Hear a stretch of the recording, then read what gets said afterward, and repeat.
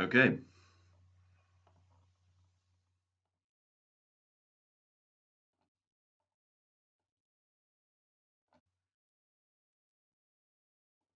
Okay, the tournament has just started, and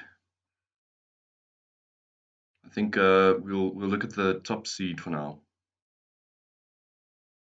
which seems to be Banilovic and Gun Trigger. There is a minute between each round where it is possible to quickly analyze the games. So it's a arena format tournament. Okay, my head is in the way there.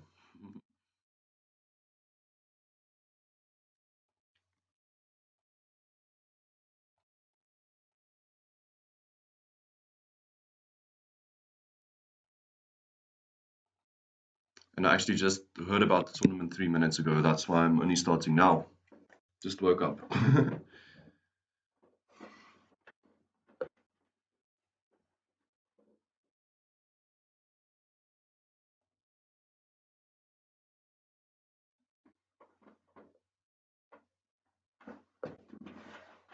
And it is Blitz. It's 3+0. So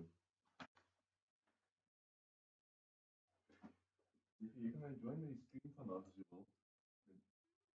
Dis offline. Maar you can join. I told my girlfriend she can join because um, doing a lot of tournaments.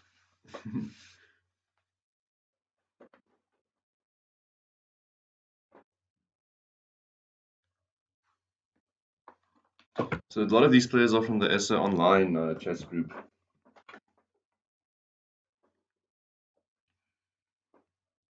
Panela and Gun Trigger,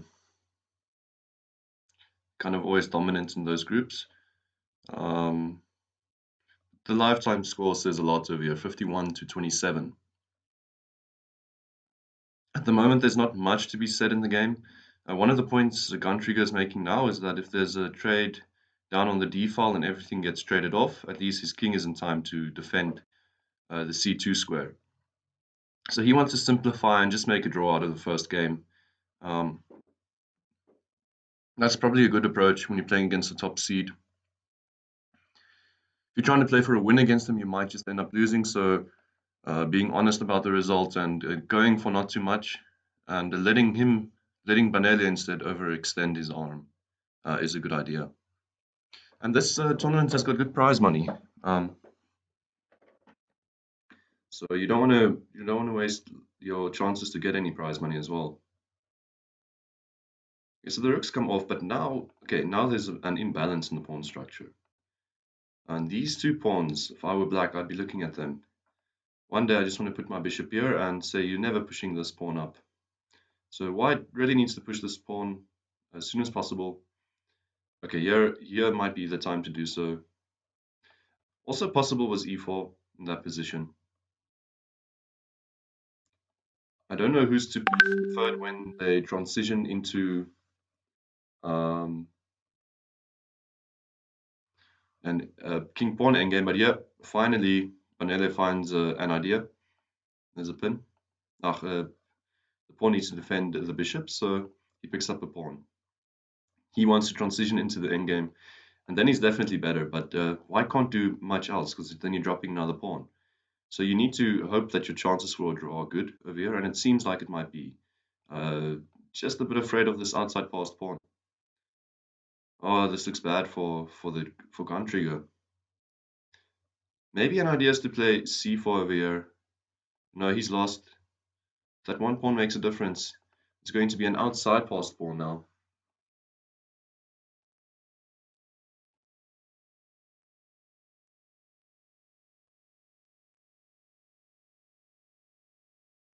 Ag oulik. Ek stuur gou vir jou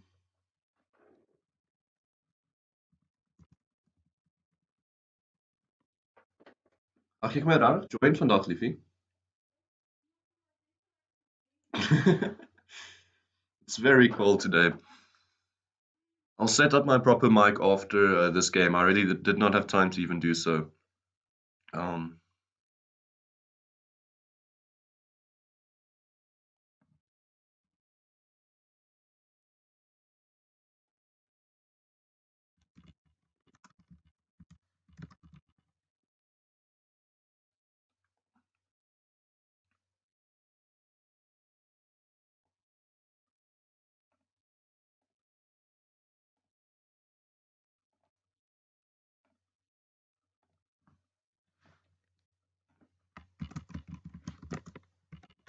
Okay, so he's at least got an idea here of making a pass pawn of his own. Maybe he can pull off a draw. Maybe, maybe. I hope he can.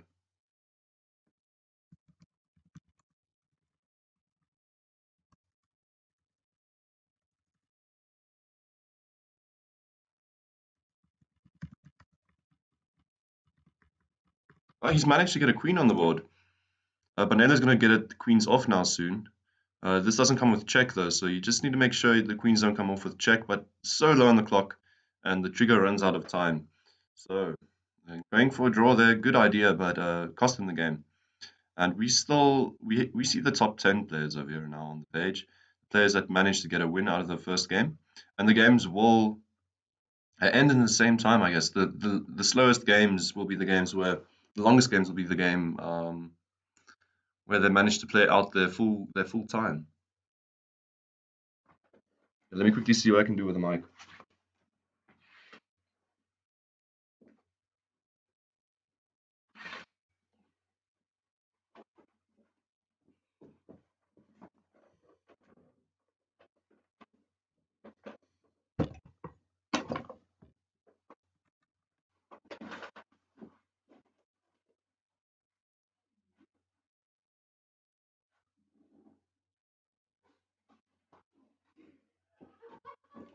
My girlfriend was hiding away everything last night, and now the next round is starting. So we'll put up the proper mic in the next game.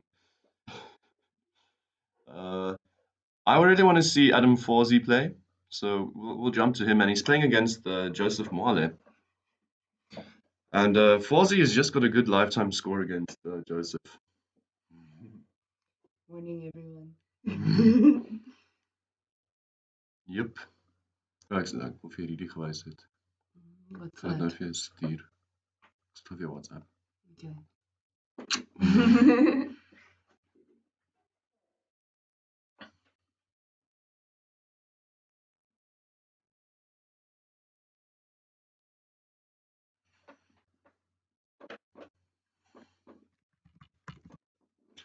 This is really a good initiative, and this event is also held by Athon Willenberg. A great initiative by him, and so I only thought it would be next week or something. So when I woke up and I saw some WhatsApps saying it's this morning, I realized I couldn't be streaming it because of internet, so I'm just keeping it offline for now. Oh no, wait, there must be some tactic here by White now to gain a pawn. Yep, Joseph Moale tries it, but now I'm not too certain. If Black falls back with the bishop, oh, the knight gets out. Great stuff, Joseph Moale picking up a pawn early on in the game. Not the best of pawns, I would say. Queen takes f7, king takes g7, and suddenly knight g4 or even knight e4, and I'm planning to break through over here.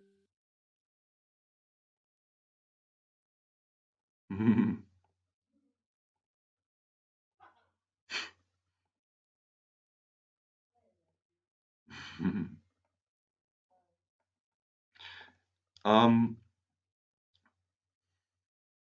also, so okay, we saw something different now.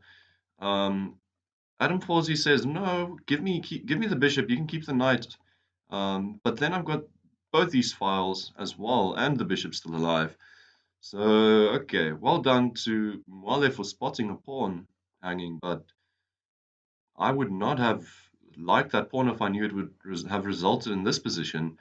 There's not even well, okay. Well, for black, the attack isn't clear yet, but I think you kick the knight away and maybe even sacrifice on f4. Exchange sack.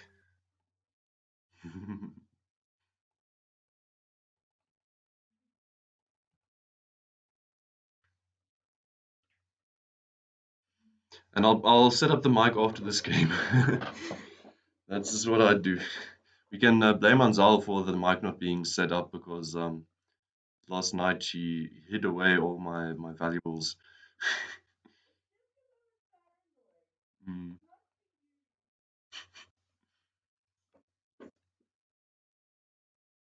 yeah. Okay, so Moale feels that the bishop should just be hampered for now, therefore e4, and Okay, this is a great idea actually. The knight isn't doing too much on g4, so 4z says, okay, let's bring the knight back, and potentially this f3 square is a weakness. And we all know that f3 and f6 are probably the best squares for the opposite knights to be on.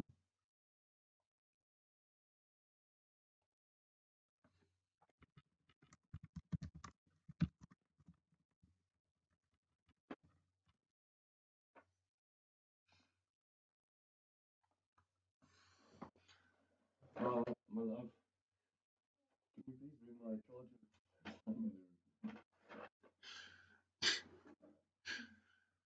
Literally just woke up from bed. Okay,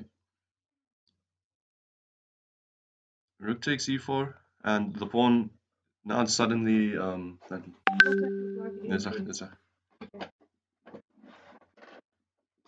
now 4z suddenly up a pawn. Minutes on the clock though, and the knight can be tricky, but if you look at this beautiful pawn structure, 4z is definitely the one to be preferred, right?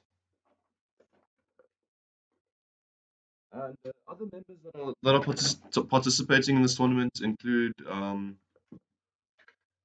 Daniel Caudry and Grandmaster Grey Worm, who is Sahaj Grover. So we have Adam Forsey, Sahaj Grover, who represent the Grandmasters in the house, and I'm not too sure if Kenny Willenberg is participating, but I'm talking about Kenny Solomon. I'm not so sure if that Grandmaster is in the house as well. In any case, dropping a pawn here, Adam Forsey, is he tactically aware of his position? Now this is suddenly a big threat. C7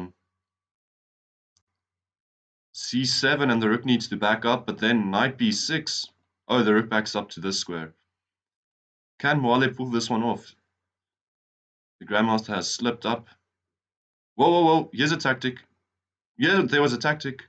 Rook takes c4. Knight takes b6, queen, and you're up a piece. Even if the king or the rook take, knight takes b6 would have been game over. Mwale missing the tactic over there, but he's still got the upper hand, playing now rook against bishop, and he can just let this pawn run. Oh no, is the GM going to do something with these two pawns? I don't think so. Yep, he's able to make a queen. 20 seconds on the clock. Mwale is going to get his first win against Adam Forsey. Quickly needs to mate Forsey there with a king and queen, but he can do this very easily. This guy is quick on the clock. Queen is cut off on the side of the board, and mate, next move. Nothing you can do. Well done to Joseph Mwale over there. What a great game. And that means that one of the Grandmasters have fallen out. Okay, that's weird because I'm not seeing I'm not seeing Sahaj Grover, so okay, he's not participating. But Mwale now, and man anchor is Keith Kumalu, as far as I know. And Banilovic went down against who? Why Vade? What happened in that game? Okay, wait, before I get going, let's do the mic quickly.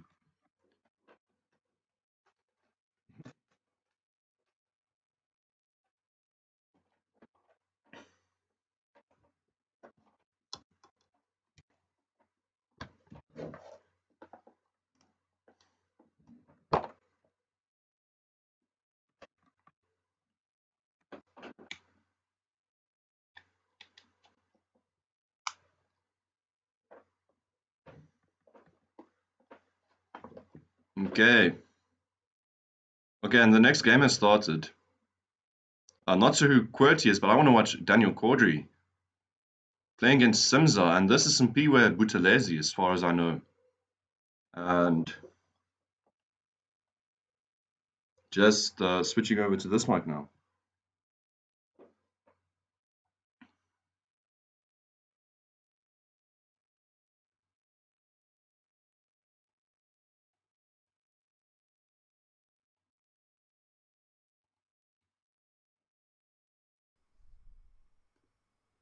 And testing. Okay, seems like this mic is on and working.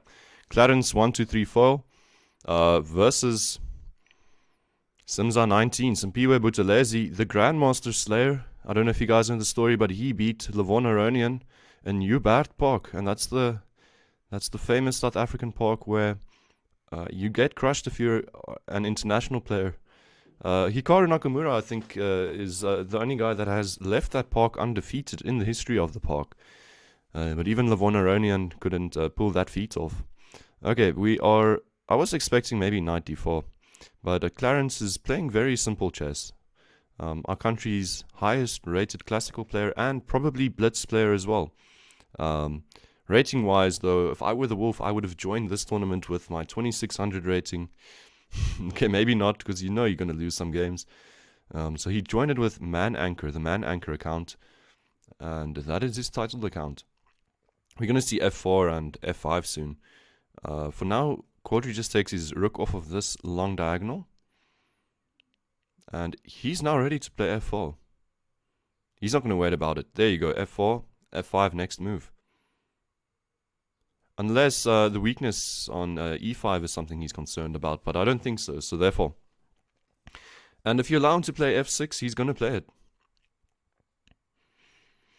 Maybe not. He's going to play bishop h6 first, probably. So, I guess so. Bishop h6 now. And then you're trying to wiggle your queen in before blasting open the position with something like f6. Okay, Quadri playing pretty instructively. He's going to play a rook f1 as well, and then blast open the position with f6. Maybe even try bishop h6 over there.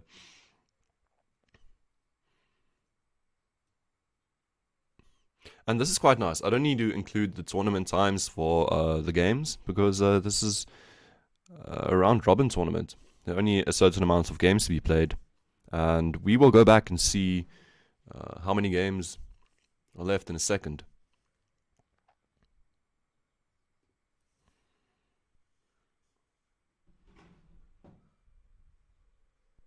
I'm not sure how many games they need to play. Okay, be careful now. Don't worry, Clarence has got a time advantage. Doubling the rooks in the long term has made any break from black's side really impossible, because a pawn break, you need to recapture the f pawn, and g6 is also very weak. So it's really tricky to decide what to do here as black. White's just got such an amazing position. He can play with tempo, or he can just move his king. Claim that the queen is going nowhere in my camp. Okay, he plays with the tempo.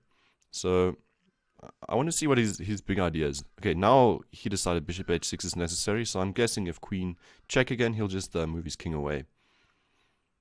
Okay, now he's planning to sack on this square, and he decided queen to c2 is the square to do it from. I wonder what was wrong with going queen g5. Using the same idea, I wonder if knight h7 was a bit annoying. So queen c2 with that same idea, but not walking into any knight h7 tempo tricks. And now I'm just expecting a sack with the idea of bishop h7 checkmate. Oh my word, this is going to happen.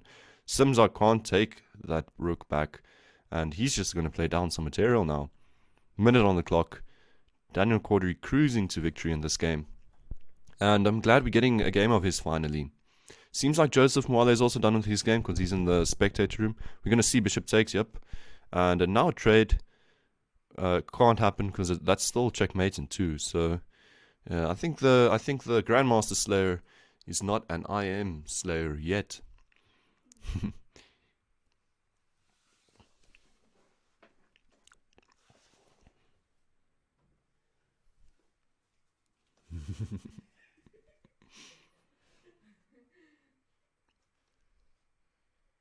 Yep, Simpiwe just letting his time run out. Not much to do over there. He's rocking a pretty solid rating at the moment. Okay, so that means there's 3, 4, 5, 6, 7, 8, 9, 10 games to be played. We are on game 3.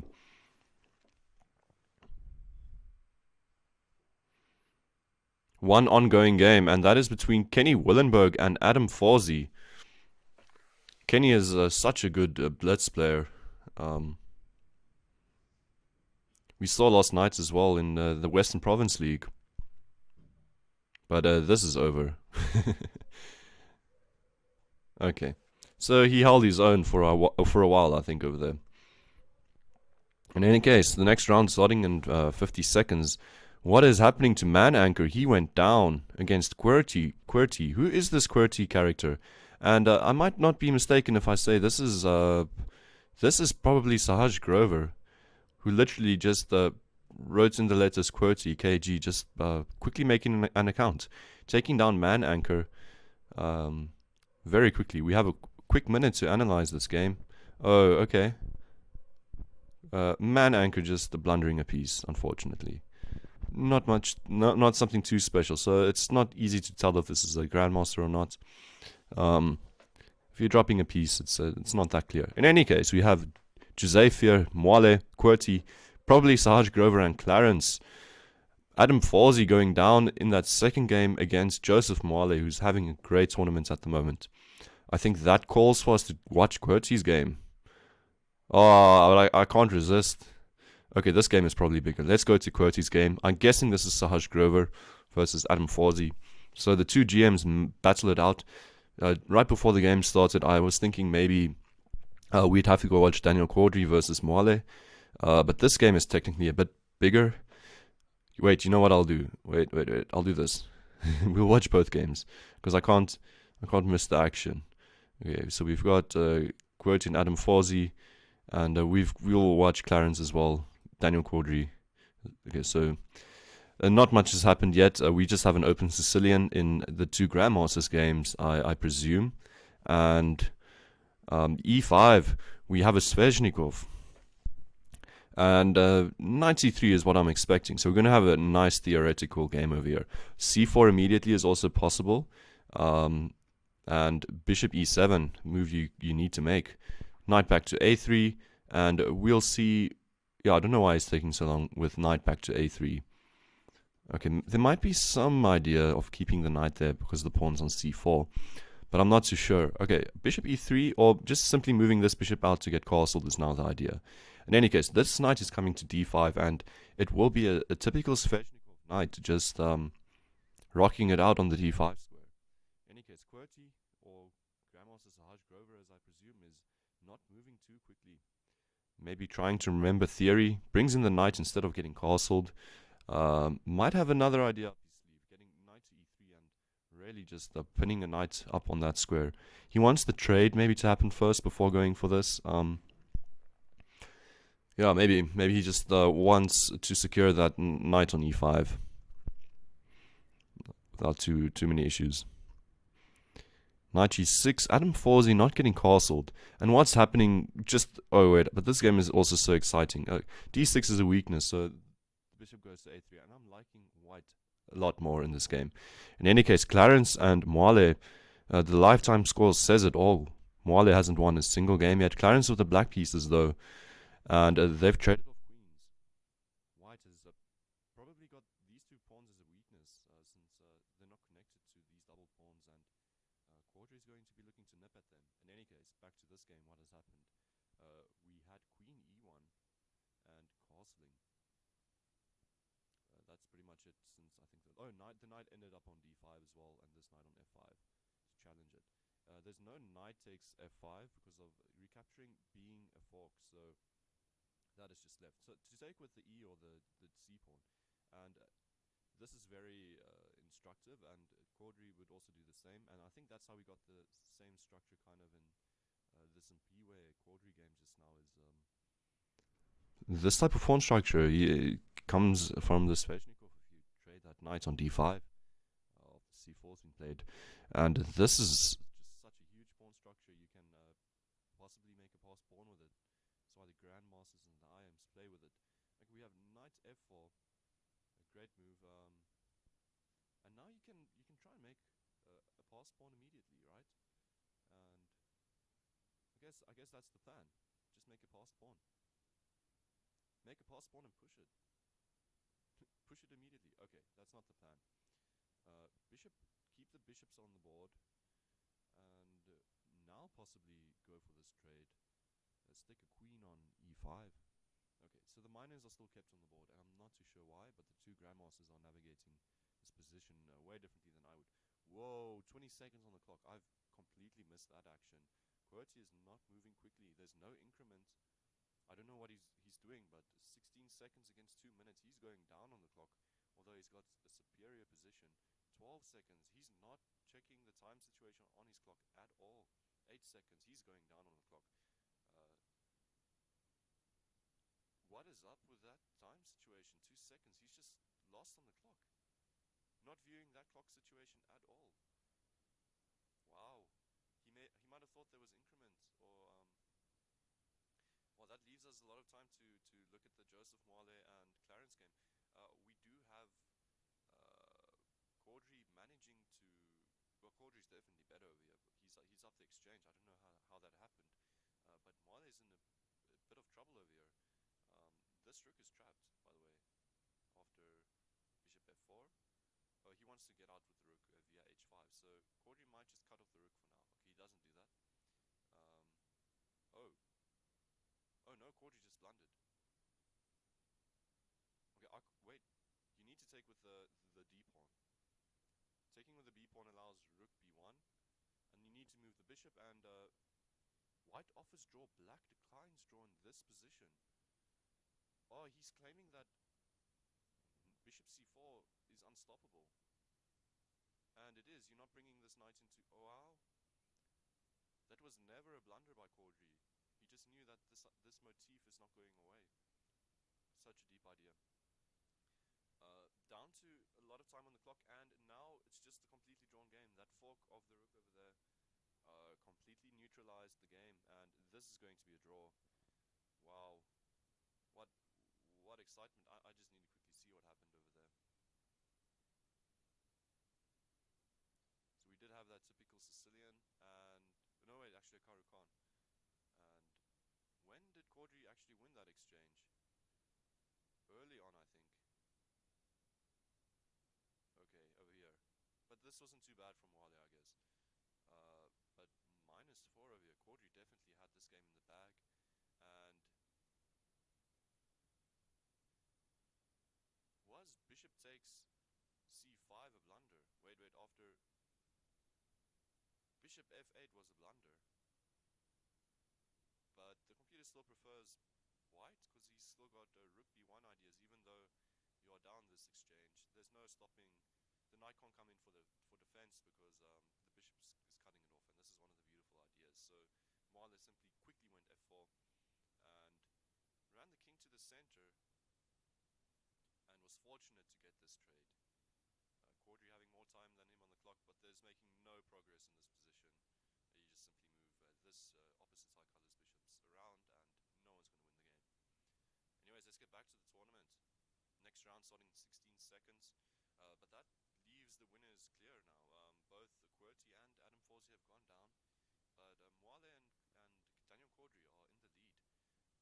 The chess master and the IM. So who will we be watching? I think we should be watching this game, Clarence versus QWERTY. And QWERTY is presumably Sahaj Grover. These players do prep a lot together. So I'm guessing...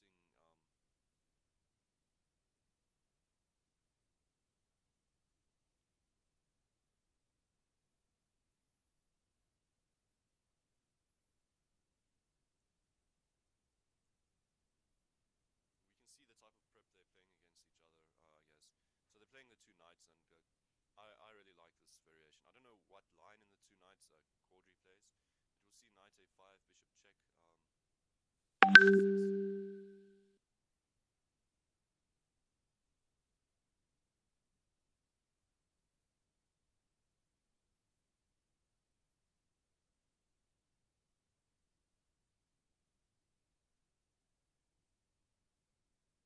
Okay, he goes for the bishop d3 line. And, wow, knight g4. There's two options here as white, to go bishop f1 or bishop d3. Bishop e2, sorry. Not f1 is not an option, or bishop d3.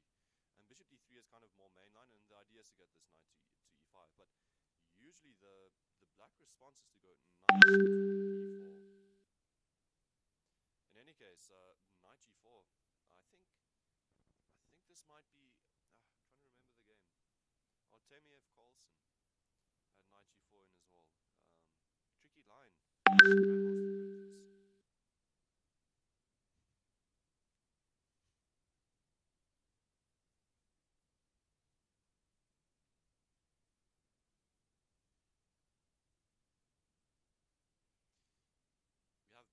h7, just trying to get castled, and now d4, playing for that center. Knight h6, and the main theory of this line is that white does get this pawn early on in the opening, but black gets a lot of counterplay, and it feels quite quickly on that he's completely developed. I'm expecting knight c3 now.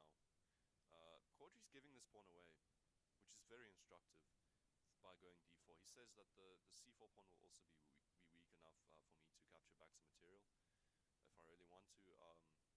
But just give me some space now. We're playing this line where I haven't developed, and QWERTY not using the time situation on his clock well again. And can we expect Quadri to take this pawn after the queens are traded? I don't think so. Bishop takes e4 and you're losing a piece.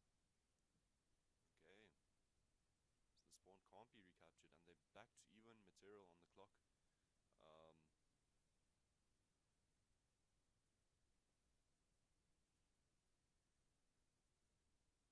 Okay. The game is on. I'm not sure if I play knight b3 as white. Okay, that's why. Okay, the point was that the knight on a5 is very, very weak.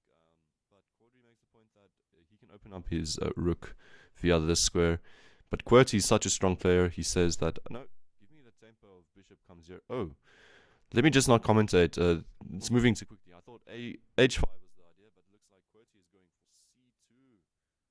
And the rook still can't take on the a file because there will be a back rank always.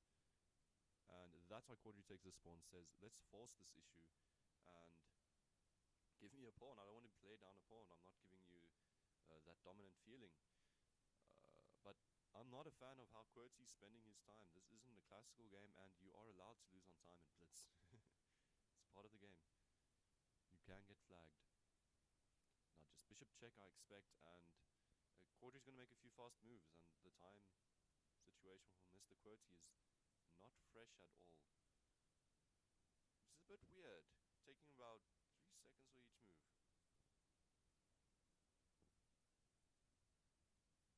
That's a strange thing to observe. No great player would 2, 3 seconds are gone. Oh wow. I should be watching the clock on this player. Another 3 seconds. Whoa. And we're literally seeing the 3-second rule. That is kind of the thing about cheaters. They stay consistent on the 3 seconds. I'm not accusing the player, but it's just weird time control for a player that has managed to be third place in such an elite tournament so far. 3 seconds and the time's just going to run out now. No pre-moves even, just lets the time go. Oh my, that is strange. Whoa. He's just going to get flagged again. That raises the question just to do one of these little computer analyses, right? But white's definitely better over here, so it doesn't make too much sense. In any case, don't accuse anyone.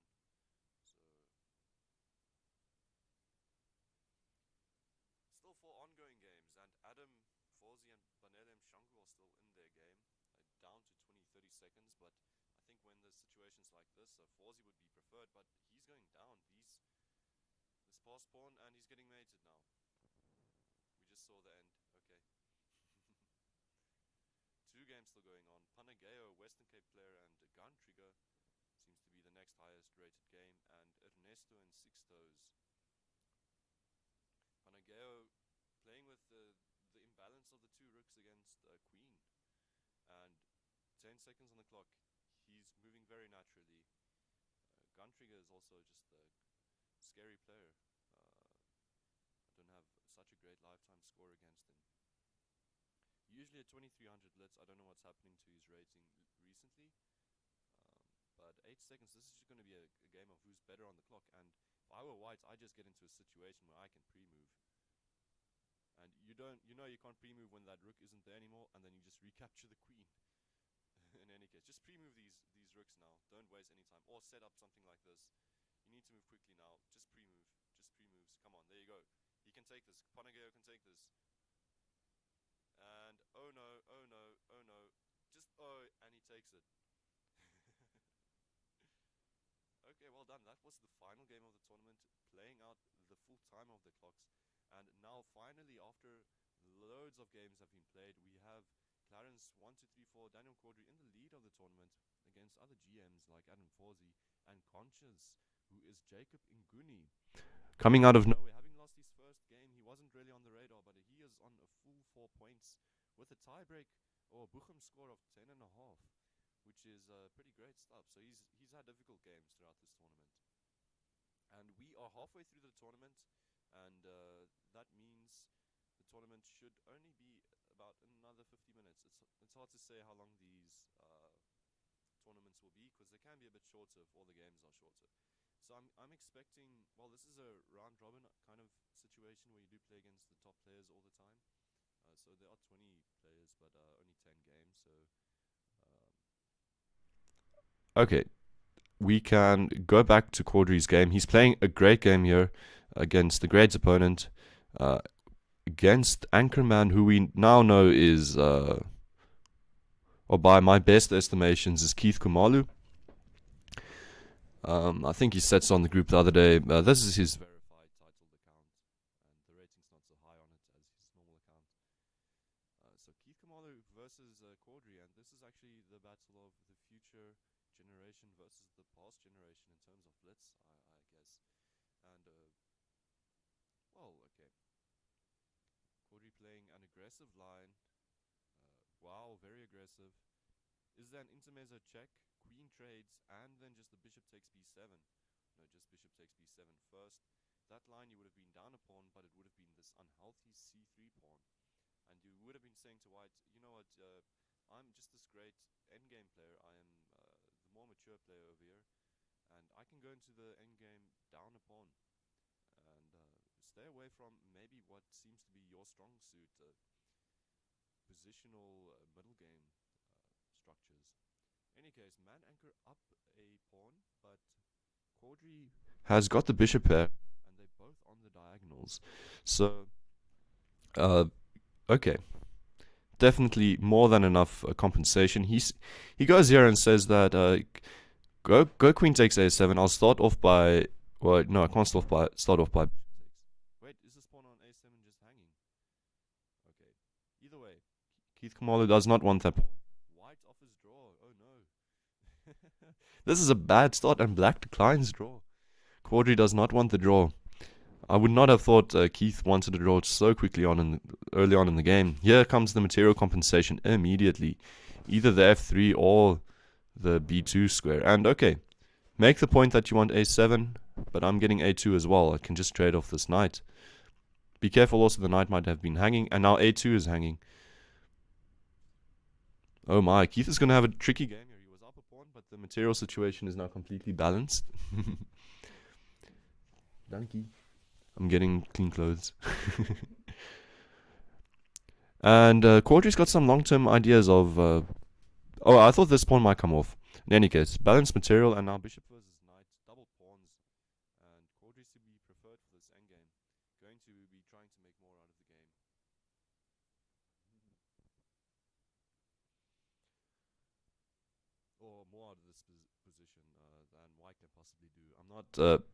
White really needs something like this with a nice outpost for the knight very quickly if he wants to hit back. Not too sure about the move a5. Maybe rook c4 wasn't a big threat. But the man anchor is not enjoying this game. Especially, I think, psychologically, offering a draw so early on in the game and getting declined. You can't be happy. We might just see bishop come to the square. Okay. Caudry's going pawn hunting.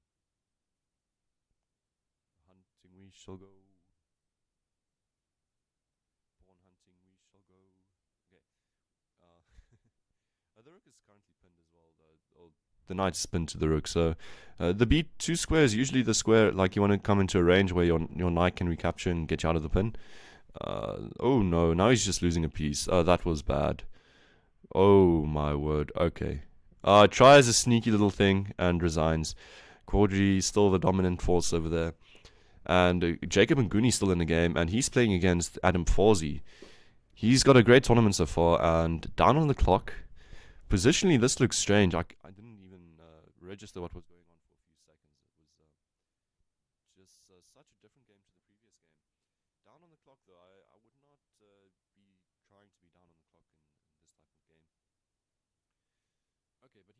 have the bishop pair. Then it doesn't seem like the best position to have them in. And these knights can be very tricky, especially in this type of position where there's still loads of pawns in the center. They can find outposts. So, for instance, you can't go d5 because of this amazing square for the knight, and that's what Adam Forsey's saying. But if I were black, I'd be looking at an exchange sack, maybe just immediately, playing a5, saying, you have to play a4 and I'll just pick up that pawn. So, okay, no exchange sacks over there. That would have been very sexy, but just going for playing down a piece and maybe a pawn over here somewhere. This is not a piece, the queen is pinned, so... Oh, and now he's going down. There's not much to do. Minute on the clock. She can go like queen f1. Okay, there's a mating idea here somewhere. I think Adam Forsey sees it. Knight c1 maybe. King b1. Queen check. Doesn't work. He's not finding the idea immediately. Oh, you can go queen check. That's what he does. But now what? Check. The king. Oh, and queen d8 checkmate. There's the idea. And Jacob Nguni goes down. Adam Forsey in the lead with Clarence, but Clarence only has that one draw. Have they played against each other? And the big game there was actually Clarence, who drew against Mwale, and Adam Forsey that went down against Mwale. And look at this game. Mwale is having a tough time against Panageo. So if Mwale is on the peak of his form and Panageo, 2000 rated player, is giving him grief, you really know there's something up with this player. He should be playing with higher rated Lichess ratings than this. And now we can have King H1 and H2, and it's about now that white should be resigning, but the clock situation is so bad. Just get rid of the rook and go quickly make a queen. And Panageo is going to have 14 seconds to try and mate Mwale with 5 seconds on the clock. Is he going to be able to do it? I really hope so. I didn't see the whole game, but okay, now just cut off the king and get your king across the other king, and he's going to get the mate. Well done, Panageo. Well done. The surprise of the match. The surprise results over there. With 4 points now, he's almost up there with the top two. We've got 2 points. But Keith Kamali went down again. Oh, that was his first going down. He went down the first game against QWERTY. Let's just... I don't know where's QWERTY at the moment. He's falling out a bit. Sorry, I want to see this game quickly. I forgot to check that other computer analysis.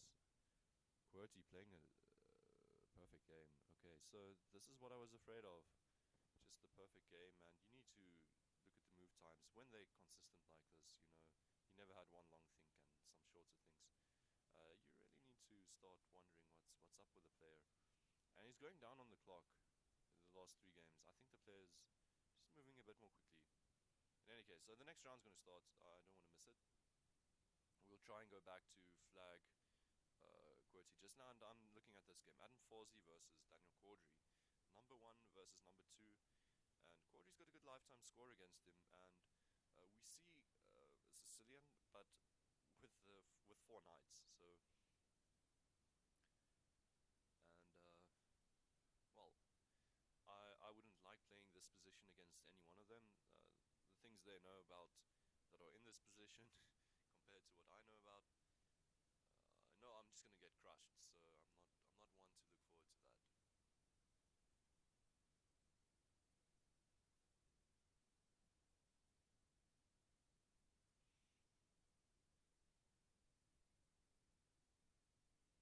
This knight on h6 was always okay because the bishop could recapture, and then black's got the bishop pair.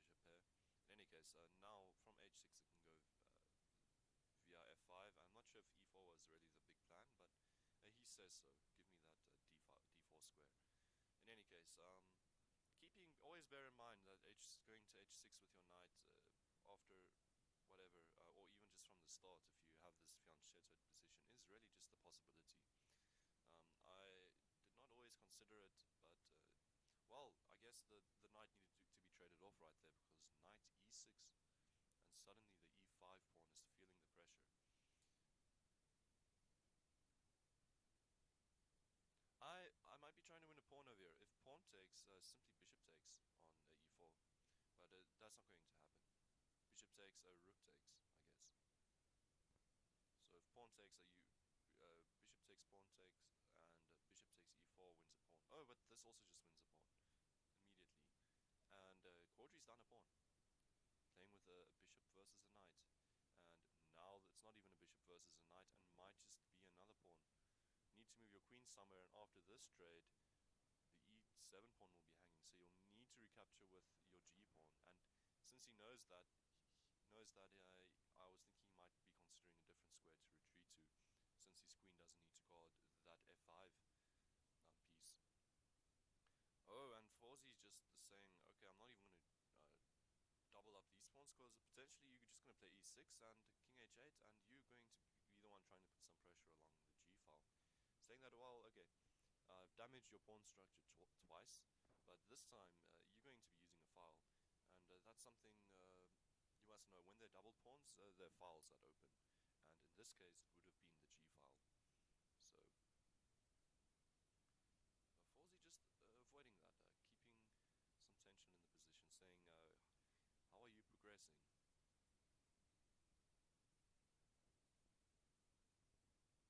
Wait a minute, I think I've been commentating incorrectly. It's Quadri with the white pieces, just keeping attention, but Forzy, Quadri made the decision not to take because the g file would open, but Forzy still up a pawn, so sorry, I got confused there with my speaking, but I think I knew what I was saying though. Okay, I'm expecting some triple up action, and okay, black has now played e6, but what are you doing with this bishop? You need to move loads of pawns before the bishop sees the light of day on this file.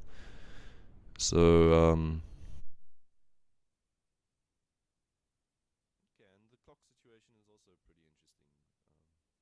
Number 1 versus number 2 over here, and I think this is now the 7th game. So, not loads of games to go. If you want prize money, this is the game to win. And Forzy knows that, that's why he's playing up a pawn. And not trading too many pieces yet, trying to let Mr. Clarence be the first one to make such decisions. Now, don't take this rook. Oh no, I'd be afraid of... Oh no, why? A takes. I'd be afraid of C takes, and then the move C5, opening up this diagonal for the bishop. Okay, but A takes, and the idea is probably to play B5, and then force you to trade here, and then open up the file. So going beyond the pawn doesn't seem to be too great, and Quadri doesn't do it. He says, okay, we'll trade, and my knight will come to this square, or now it will come to this square, and I'll have maybe a potential of picking up a pawn here. This man is very tricky. Oh, giving up a piece. Does this work? D takes, and how are you stopping both these pawns from entering? Forzy's found the win. This is the second... No, wait a minute. This is so beautiful. He was looking at rook d1, but knight takes c2, and the rook is defended. The pass pawn is gone, and Quadri is in this game now for the win. 20 seconds on the clock. He's really got to handle this situation very, very carefully. h5 though, and you're losing this pawn. Oh, what is that about? Just quick moves, anything can still happen. I think we should just sit back and enjoy this game. With me in the spectator room is the organizer of the event, and Mr. Maximind, Mr. Athon Willenberg. Look at that, that was a quick mate set up over there, and he's going to go back for it, and maybe, oh no, he's just going to make a draw. He doesn't want anything else to happen. Clarence down 4 seconds on the clock, knows he's not going to be able to play for the win over there. Just makes a simple draw. The king needs to go back and forth to stop the mate threat, and he knows he's still going to be in the lead after that draw. He can focus on the remaining 4 games. No? 1, 2, 3, 4. How many games have we played? 6. There's 7 games. Wait, did the amount of games become more? 7 games have been played, and it looks like there are 4 more games remaining. In any case, maybe the 12 rounds, 7 out of 12 rounds. Okay, so the tournament's still going to be a while.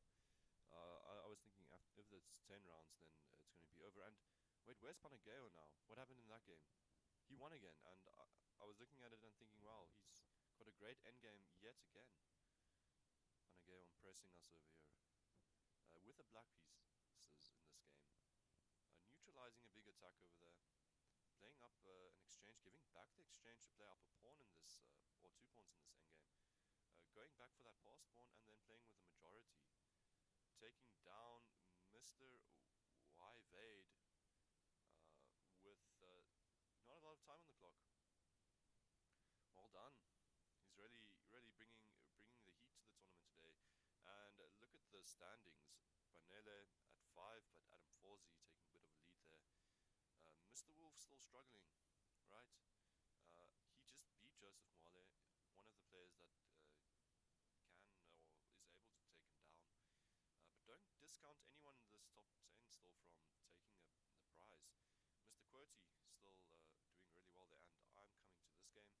Panelem Shangu versus Daniel Caudry, and Daniel Caudry's never lost the game against him. Not looking to do so today. The twin of the Wolf playing against the country's strongest player.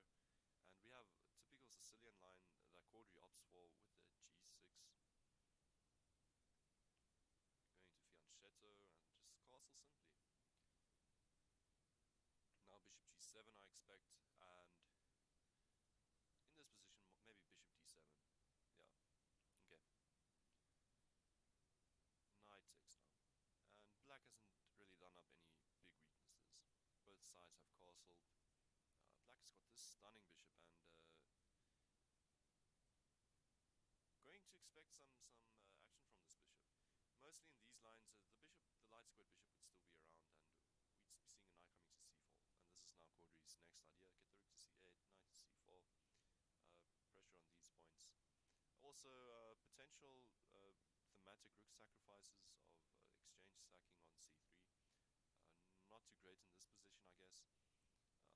You'd at least want more compensation with your knight getting another pawn, because this knight defends this pawn.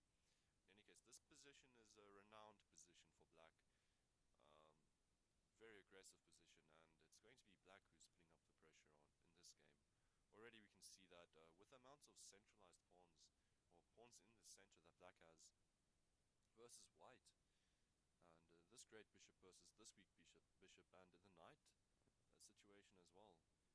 Black is doing better on nearly all fronts over here. But I can already say there's not a decisive advantage. What is the idea here after rook takes pawn? There's got to be an idea, right? I know this pawn is hanging as well. I guess that's the idea. But very interesting. Now, black playing with an isolated d-pawn.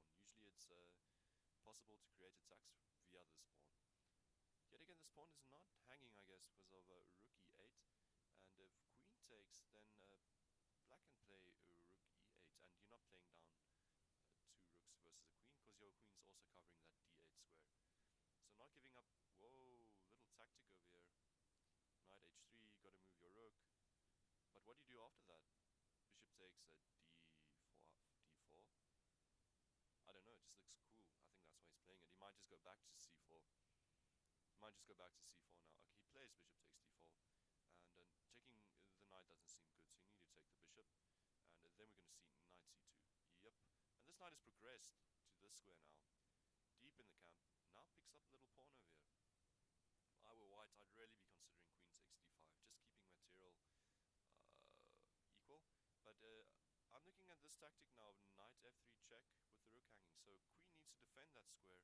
And how do you defend that square? This is resignable. Queen needs to defend f3. Okay, he gives up some material here, and Clarence is taking him down now. Check. King h2. Throw in another check, right? And run down with your queen to the c2 square. Clarence having a little bit of a think here. Okay, queen takes f2 also seems fine. Okay, he goes for this line. Bishop can't really defend because it just drops a piece, and if g3. Queen c2, and this is all she wrote, hitting the rook.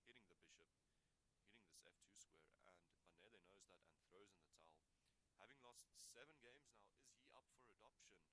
Who knows? Quadri still in the lead. Adam Forsey having taken his game against the Wolf. And which games are still going on? Conscious, Jacob Nguni versus Panageo. Panageo, the surprise player of this tournament, having great games with his very low rating, taking down 24, 2300s. I think he's just enjoying this game. He has offered a draw earlier on in this game, down on the clock though, so I'm thinking he's not too happy. But if you look at the match score history, he's the one that has got the game. Okay, now I'd be trying to get off rooks, but this just looks like a lost cause for white, to be honest. Okay, that's a cool move. Rook takes c2. I'm taking this rook back here.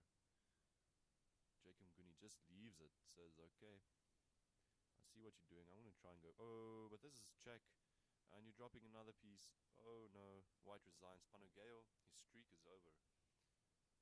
He's been normalized, brought back to civilization, and there are still 3 games going on. Mr. QWERTY, the guy that uses a lot of time, still doing so. Down down on the clock, but up in material. Why is he struggling? And this is really becoming a bit interesting. He's setting up this mate, and a normal player would probably do this very quickly to try and get the game in, but Mr. QWERTY is going to spend about 3 seconds and play, which is the perfect move, Queen G5, because now it's possible to bring in your bishop, I guess. And mark my words, he's going to go down on the clock in this game. Oh, setting up Queen F8 checkmate. Oh, he's getting the mate. He's getting the mate. He's getting the mate. Oh, there was enough time for Mr. QWERTY to get that mate. And I'm throwing in a little analysis yet again over here. I'm not too sure about the clock situation there. So, his game against Adam, I don't know if anyone requested an analysis here, but it seems like when he gets into real time trouble, he starts struggling. Obviously, the game that comes to mind why I'm calling for more analysis is this one. You can go try and play a game with 12 average centi pawn loss in a Blitz game, if you do manage to do so while flipping down. But that's usually the mark of a cheater, especially the consistency of the times. And Roland is still in the game. Coach Roland versus Evil to check. He's got a second on the clock. He goes down. He was up in the position. This is such a shame. Bishop takes f5. Actually, there's maybe just a quicker way to mate it. Queen h8 pre-move check, pre-move Queen e8 check, and simply that's mate. 2 moves needed, and that would have been mate. But Roland Willenberg going down because of the clock situation, and the next round is almost underway. Still 4 more games to go. The 8 games done, and we can look at the standings. Wade over there, taking the 3rd place spot. Mr. Man Anchor struggling. QWERTY getting back with some points, but we are maybe a bit skeptical of all of them. Let's just go look at his. Glenwall did not move, so that won't help.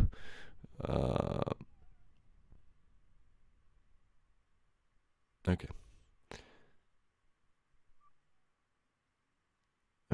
Well, we'll wait for more analysis to go through. Panageo getting Mr. Clarence over there. This pairing was bound to happen, and we're going to see something like a Karukan advance there. I'm not sure if I want to watch that game. I think Panageo has maybe met his maker in that game for a while. I want to maybe see how. And this is actually funny because if it ends up being someone that used computer assistance, the name is also pretty funny, Mr. QWERTY KG. Don't know if it's someone toying around. But yet again, I'm not accusing anyone. Let's just see how the game unfolds, and just keep a little eye on that clock and the consistency.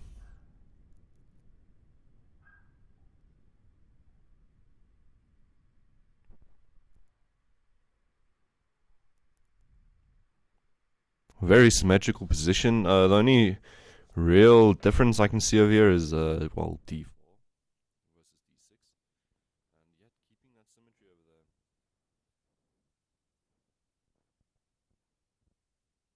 d5 now.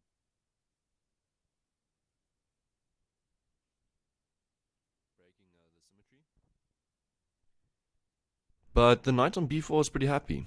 White says, no, give me that e4 square.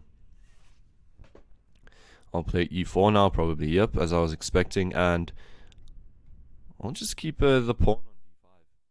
Also, if this is Sahaj Grover, I've seen him play, USA's Blitz, and this is a guy that berserks in USA's Blitz in 3+0, playing with a minute and a half, the first player to go over the hundreds with his total score in that tournament. So, highly doubt it's him. He would not be just blundering away games because of the time situation. Yet again, we don't know. Like, if you're playing without a mouse, that's also a bit tricky.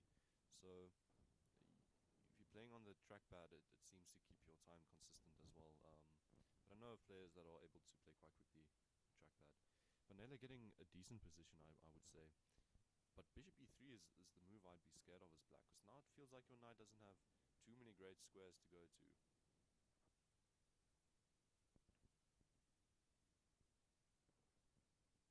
Knight to c5, okay, that's where he's running towards. But bishop d4, centralizing move, trying to get rid of these two bishops. And then white would be preferred. Expecting even queen takes here. Okay, queen takes, sorry, would have been a blunder. Knight b3. This isn't really a skewer because you can block it in so many ways. f3 is the chosen way after about 3 seconds. And going down on the clock again, reaching a minute disparity.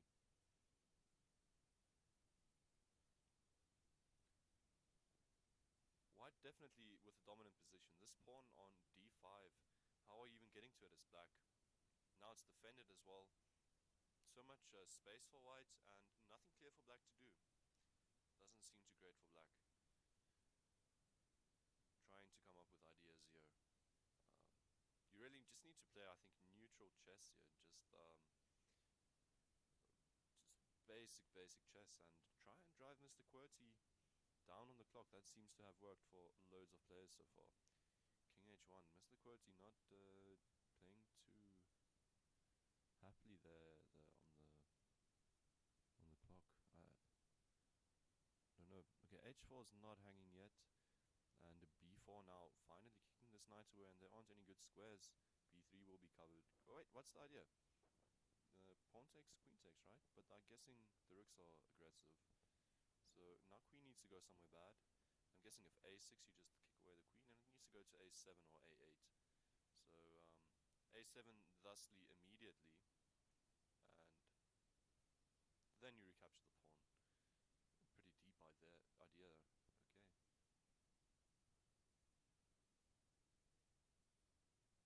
Can we expect a b3, b6 advance, and then saying your queen is worth nothing? Queen is worth nothing.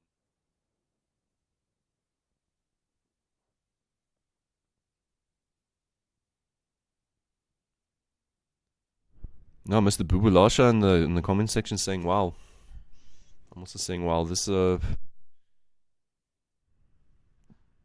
black not seeming to find anything concrete. In this case, you either need to open the G file. You wanted to play on the H file, but now you're opening the G file, or you need to give up the exchange to recapture that pawn. And that's such a nice move. Now the queen shifting his attention from the side of the board. The queen's still stuck on a7, the knight on a6. Banana really just needs to hold on. I'd be looking at a move like rook g8 right now. Just trying to switch over my weight, trying to hide away my king. Oh no, the point was that the queen was attacking c pawn, and 14 seconds to go. 14 seconds to go. Mr. QWERTY, is he going to be able to pull this one off? He's definitely got the better position. It feels like a mate in 2 or 3 with that bishop coming to e4, the rook coming to g1, either rook coming to g1, and there should be a mate around here, starting with the rook g1. I'd be trying this instantly. QWERTY, 7 seconds to go. 6, 5, knight check, 3 seconds. Is he going to get a mate in? I'd be pre-moving this now. Pre-move this, and this would be mate. Pre-move queen g2. If he doesn't do that, it's not going to... Queen g2. If he doesn't pre-move it... Who doesn't pre-move g2 over there.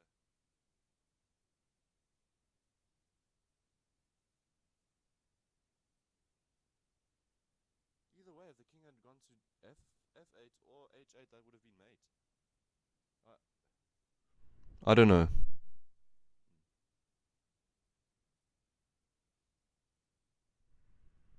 Yeah, this is just weird.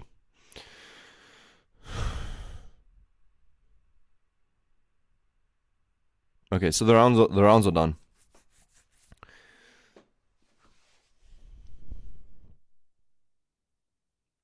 Still 3 more games to go. They've played 9 games. Quadri only having drawn 2. And that gives him that lead above Adam Forsey. He doesn't need to do too much because Joseph Marley's done all the hard work for him. And Pandele and the South African Wolf, they're coming in over there. Same amount of points. Panele very, very lucky to have taken that one home. And that pre-move would have been the end of him.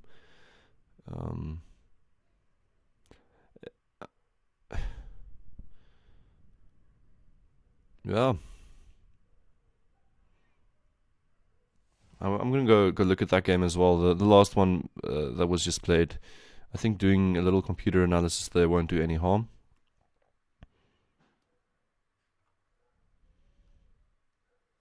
In any case, 9 ongoing games. But a computer cheater in one of these in these tournaments really just ruins the entire vibe. I think it's almost safe to say that is definitely a cheater.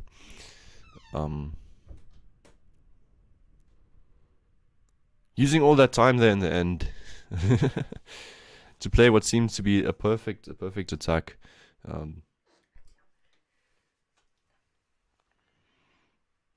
And we have in this game Daniel Quadri versus Jacob Nguni.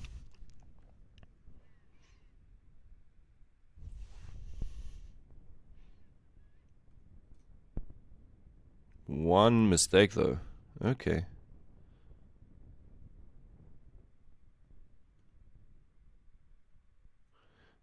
Sometimes it's possible that the computer thinking too quickly on a different depth, it's making a mistake.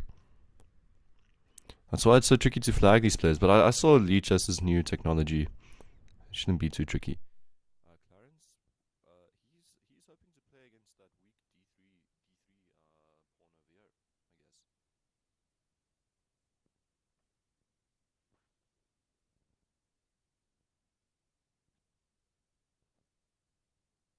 Knight to d4. That's great. If there's a trade, you're always sitting with that backwards pawn. But I'm not too sure. I'd like to keep the d-file open to play against this d3 square. There might be some idea of creating more space now. Oh, this is quite cool. Jacob Nguni says, take my knight. I want to attack this pawn now. On d4. Not too sure if I like that last trade by Quadri. Closing the d-file. I might be trying bishop e5 just to get a knight on the square. But it seems like now Quadri's playing with kind of a weak pawn there on d4. Well, okay, not necessarily yet. No, that's a great pawn. But if you can manage to play e5, that pawn can possibly hang.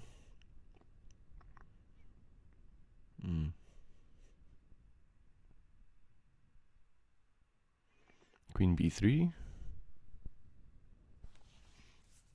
Man Anchor is also here in the spectator room with us. One of his game is done.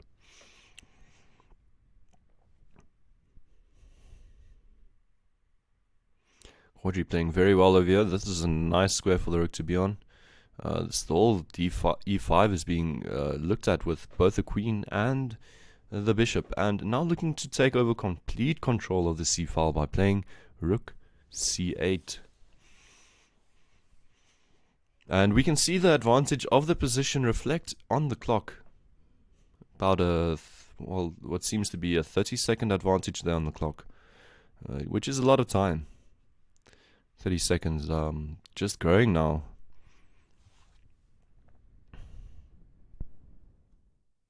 I'm expecting rook c8, now kind ongoing. And we might see things like a4, rook b3, just an infiltration on the queen side and trying to get onto the second rank. He says, no, wait, let me get the bishop here. I can possibly do more, and if I want to go a4 now, there isn't this tricky square for your queen to go to.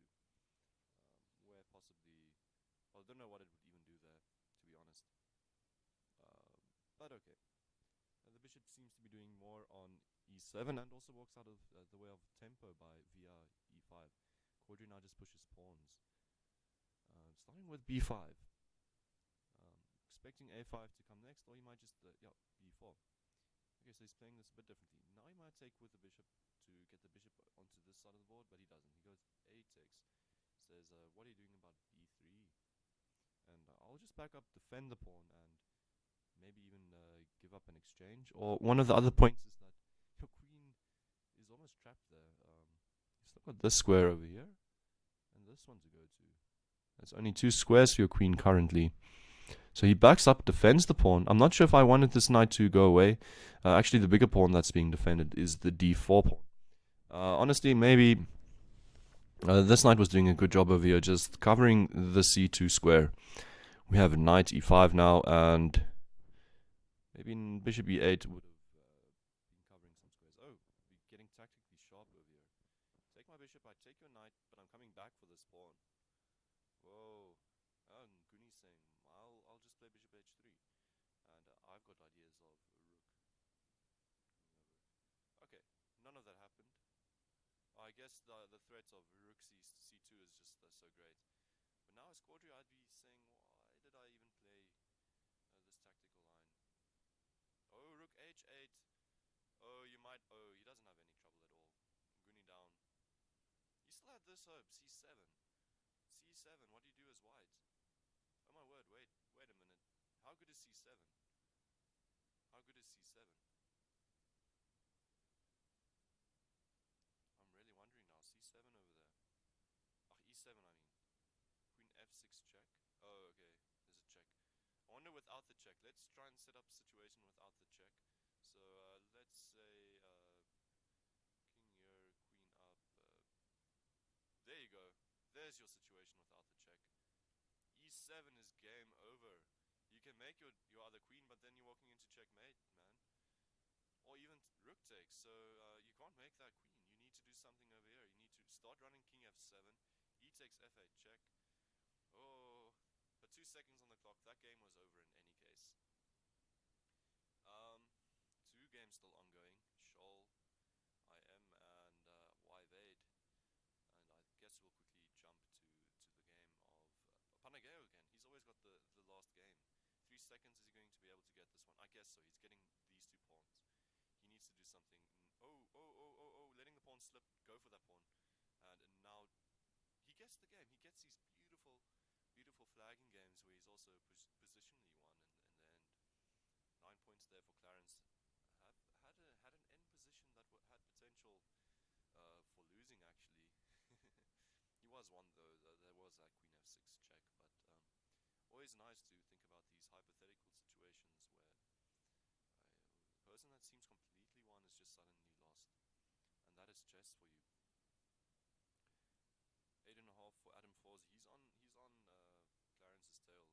He's made up by not only drawing 1 game against Clarence himself and losing that game against Moale. So he's only behind that half a point of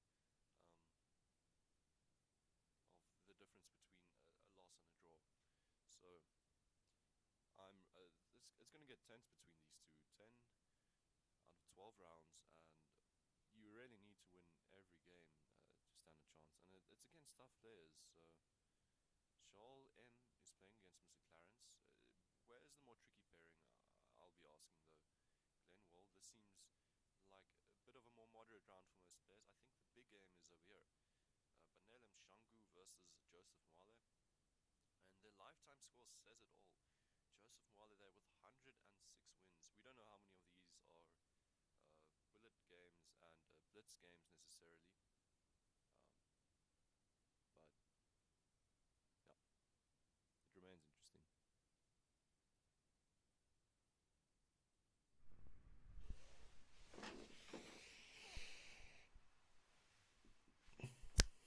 They're playing some nice chess to wake us up in the mornings.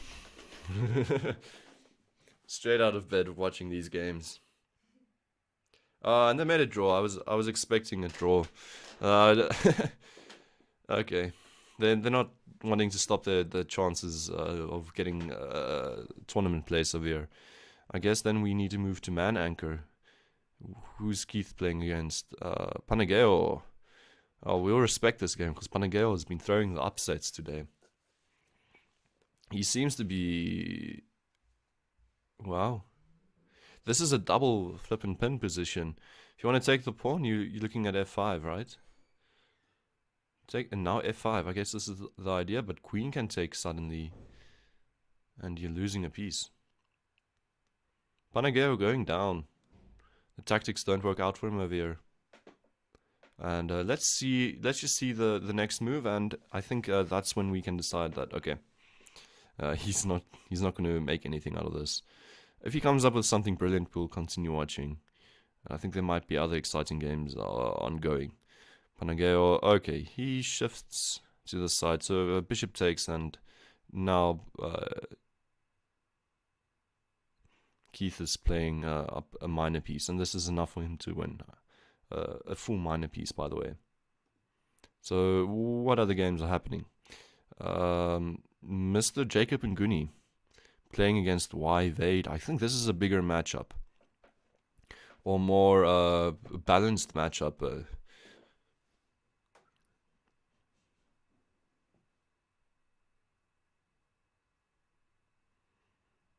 Y Vade with a spatial advantage because of the e-pawn, and c-file is open as in typical Sicilian structures, but also I'm liking my d-pawn now. I'll just play 97, and is he considering a different square for the knight? h7, no, I didn't see it, and just queen takes, I guess. He goes rook takes. He wants his queen to be active over here. This might have been one of the positions where you don't want to block your queen's activity with your rook looking at that knight. Because you're possibly considering to sack your rook over there for the exchange if you're me. But plays it differently. Wants to get queens off. Yet again, I'd be thinking of queen a5, keeping the tension, saying that c5 square is mine. I mean the c4 square is mine and the c5 square is mine for my knight. Now possibly this is going to try and win a pawn. Yep, knight c4, and I think black has got the advantage. How are you moving one of these pawns without losing the other and opening up this file for the rook to play with? Yet again, the pawns can't be defended, but now the rook is able to get to b4, and the situation is slightly different now. You need to try and get the rook out of defending the pawns now. So also knight takes h3 is an idea. I'm putting my money on knight takes h3 now. Okay, b5. Still trying some idea just to pick up a pawn.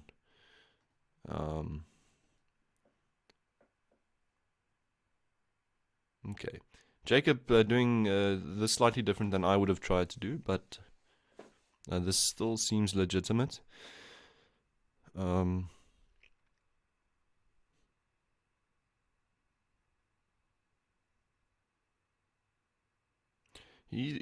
He's allowing himself to be down on the clock by about 30 seconds, which I'm not too pleased about. In a position that had a lot of advantage for him in. But it's not too bad yet. He can still pull something off over here. I think he's got it. Rook b7 and the knight's pinned. Oh, okay. The rook is the. Well, you also had the possibility of this little guy over here, I think, which would have been painful. Oh, and he gets the same type of fork, and Nguni's running away with his game now. Not much to be said. That's not enough time on the clock. Oh, just going for the pawn as well. You can resign now as white. And the rook is falling. Okay. Nice game. There's one more game going on. Roland Willenberg versus Prinolan 009, and every time I go into his game ends instantly. There was a pin and there was a mate. Well done to Mr. Roland over there. That leaves us to 11 rounds out of 12. This is the final round. of the tournament. Wow. Daniel Cordry with just a half-point lead. If he can win the next game, he's won the tournament. So we'll be watching his game, definitely.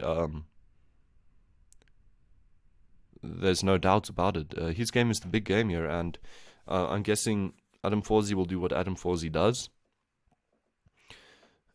win as well. So it's up to Clarence to get that point if he wants to take this one home. And Keith Kamala also now on 7.5. A big leap there between top 2 and 3rd place, though. They're not going to lose their podium prizes.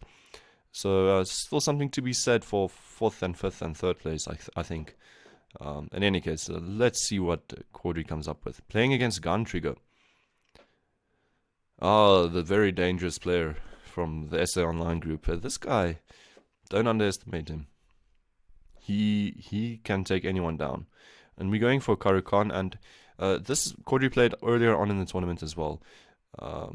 This exact line, but with the C4 against the Karukan. And he's playing, I think, something he's very familiar with. So already you can see that he's just this is Blitz, so I would say blitzing out the moves, but probably just bulleting out the moves as if it was a bullet game. I think that would be more accurate to define how quickly he's playing the opening. And yeah, he just needs this one game, and the tournament is all his. I wonder how much money is at stake. I think there's 2,600 Rand in total for to be divided between the top places, but maybe 1,500 Rand.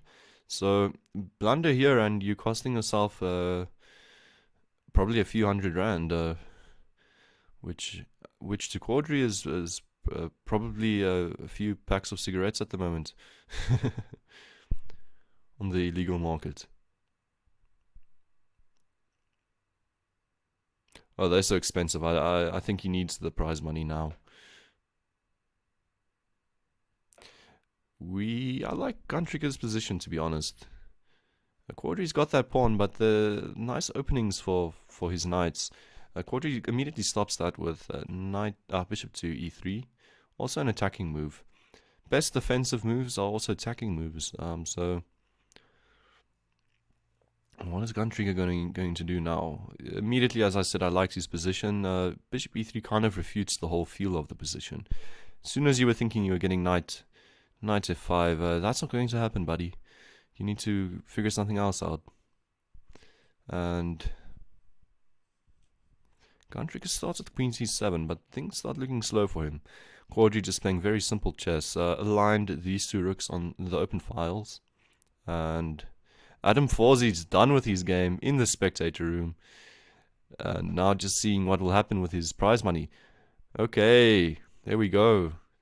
Some counter punches from the gun. It gives back a pawn again, but liking the amounts of play he gets for that one pawn. He's still down a pawn. He's been from the start of the game. Oh, that's interesting. I don't know if that's interesting. Guntrigger playing very solidly. Down on the clock though, 40 seconds. He can pick up a pawn now if he wants. Bishop takes c3, and rook takes. I don't see the end of the line.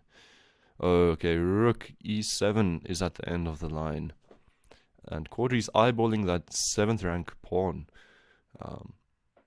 which is not a great pawn to lose. So therefore king f8. Guntrigger needed to go into a think there as I did as well, saying like, why isn't bishop takes c3 just the clean pawn? And after realizing it, after a long while, he played king f8, and now down a minute on the clock. This is not looking good for him. A minute on the clock and a pawn on the board. We're gonna have to make a song. A minute on the clock and a pawn on the board. Okay, bishop h6 kicks the king away into the center of the board. d6 also looks very nice, but he says, no, give me this square for the knight, where it will be attacking the rook and the pawn. Cordry seems to be finding the way to the win over here. And whatever the prize money is, it seems to be in reach. Guntrigger going down a minute and a half on the clock. This is just terrible. He's never played a game against Cordry, so he might really be trying hard to prove a point over here. Not sure what this was about.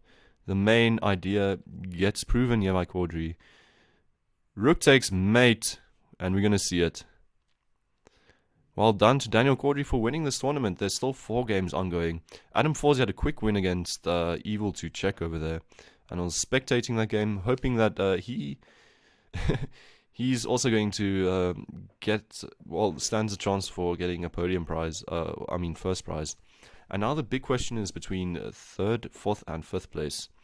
With this game still undecided, the Wolf can still take 3rd place, and he's going to be trying to with that half point. A minute on the clock lead against Simza. He's going to be taking 3rd place. Chess Master Man Anchor Keith Kamalu, also the South African Wolf, is taking the 3rd place. And I'm not seeing an upset here with 9 seconds on the clock for the Grandmaster Slayer, Simpiwe Buthelezi. And that's just another pawn, and Simza 19 is going to just let that clock run out. I think that's it. There's still maybe 1 game going.